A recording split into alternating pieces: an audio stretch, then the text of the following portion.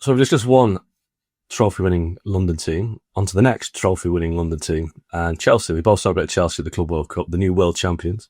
Obviously, they're on a bit of a well-earned break right now, so which is obviously why Madueke is not good away with Arsenal. So where do you stand with Chelsea? I was really impressed with Chelsea in that final against PSG. I didn't see that result coming. I don't think anybody did. But I think on that occasion, we saw Maresca had a plan. He was pragmatic. I think João Pedro's been an outstanding signing. The lap looks a decent bit of cover as well. So all of a sudden, Chelsea certainly got a 1-11 that could compete. But beyond that, have they got the squad that can compete for the title and make it a four-way title race? It's come at a high price, that Club World Cup campaign. The positives are, obviously that they won it, but the fact that they beat PSG in the way that they did, I think was a real validation for Enzo Maresca, because it's easy to forget that despite the fact that they won the Conference League and qualified for the Champions League, he ended last season with quite a significant chunk of the Chelsea fan base not entirely convinced that, in what he was doing, that they didn't really feel that necessarily the style of play, the sort of possession-based, sometimes felt a bit ponderous, a bit aimless style was not really yielding the kind of performances and results that the fans wanted. So I think it's a real shot in the arm for Maresca. The fact is, of course, that during that Club World Cup, he'd been experimenting with Cole Palmer in different positions. He tried him out on the right, he tried him out on the left.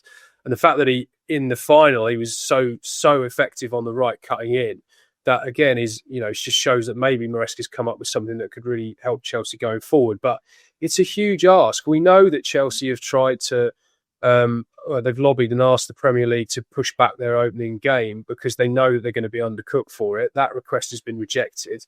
My understanding is that Chelsea won't go away again now. I think they're just going to have a training block at Cobham and try and go into the new season as best they can with that under their belts. But it's difficult, obviously for City to some extent as well, but for Chelsea to play basically for another month in the climate, in the difficult conditions that you and I both experienced and wrote about, to ask them then to go into a 9-10 month season with sort of a fraction of the rest that the other top sides have had is a big challenge. And then you add in the fact that they were able to rotate their entire side in the Conference League last season, which they're not going to be able to do in the Champions League. You're not going to be able to have Cole Palmer sitting out of the whole 8 group stage games of the Champions League, which is, of course, what they did in the Conference League. So that is a huge step up. And I just feel as though the demands on a young squad, although they've done some really good business, and yes, they do look a lot stronger, to go from where they were to suddenly winning the league feels like too big a step this season for me.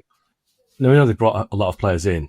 There's going to be players going out as well. Madueke's gone out. I'm sure Raheem Sterling will go, the forgotten man at Chelsea. The one that kind of intrigues me is Nicole Jackson, because despite the fact he can be quite unpredictable and erratic, he scored a lot of goals last season, but obviously Delap's come in, João Pedro's come in, they brought in Jamie Gittins out wide as well. So do you think Jackson will be at the start of the season? There's been a link with Man United, which again is probably because United need a striker, but he looks like the one player that could leave, having had a good season last year. Yeah, I don't think Jackson wants to go, and I think Chelsea would be prepared to plan with him.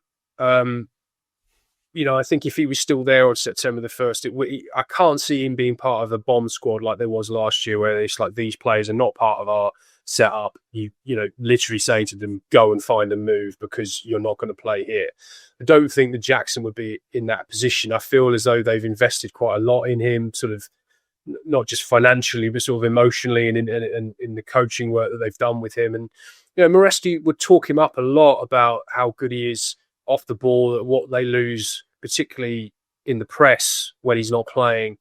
That I just sort of feel as though to sort of jettison all together would be quite a surprise. But at the same token, they've signed 2 forwards. João Pedro is clearly going to be the one who's starting next season in attack, and Liam Delap, I think, is occupied that position that Rasmus Højlund probably should have done at Man United, which is he's gone in as probably their longer term number 9, but he's not going to play every week. He won't be exposed to that sort of scrutiny and pressure, and he'll be allowed actually a bit of space and time to develop, sort of in João Pedro's slipstream, if you like. So where does Jackson really fit into that?